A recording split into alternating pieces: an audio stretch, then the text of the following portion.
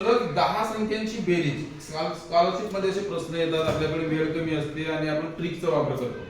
तर बघा आपल्याला बेरीज करायची आहे 64 to 73. ह्या 10 संख्या आहेत. देयर आर 10 नंबर्स आहेत ना, 1 2 3 4 5 6 7 8 9 10. ह्या 10 ची बेरीज जर आपण केलं तर यांची बेरीज येईल 685. उत्तर किती आहे? 685. पण आपल्याला ही बेरीज केल्यानंतर कळलं की 685 आहे, पण आपल्याला जर ट्रिकचा वापर केला तर अगदी लवकरात लवकर सोप्या पद्धतीने आपण सोडवू शकतो. बघा 1 2 3 4 5 6 7 8 9 10. इथं 10 संख्या आहेत. 10 संख्या सलग 10 संख्या आहेत, त्याच्यामुळे पाचवी संख्या बघायची आहे. 1 2 3 4 5.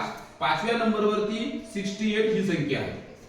तर ही 68 संख्या हा पाचव्या नंबरला असल्यामुळे आपण याला जर इथं 5 दिलं सरळ 5 लिहून घ्यायचं. किती झाले? 685. ही उत्तर कॉमन येईल. तुम्ही दुसरा उदाहरण बघून पाहाल तरी थांबव. असे झाले. ओके. आणि हे 45 845. 1 2 3 4 5. हा सुरू करायची गेली झालं तर याची उत्तर येईल 845. 845. 8 10 चा 80 म्हणजे 800 झाले. आणि 1 पासून तर 9 संख्यांची बेरीज 45 असते, तुम्हाला माहितच आहे ना. मग 800 मध्ये आपण 45 मिळवले. 800 प्लस 45 इज इक्वल टू 845. आता बघा याच्यामध्ये पाचव्या नंबरवरती कोणती संख्या आहे? 1 2 3 4 5. याच्यावर समजा आपण जर 5 लिहिलं तर 845.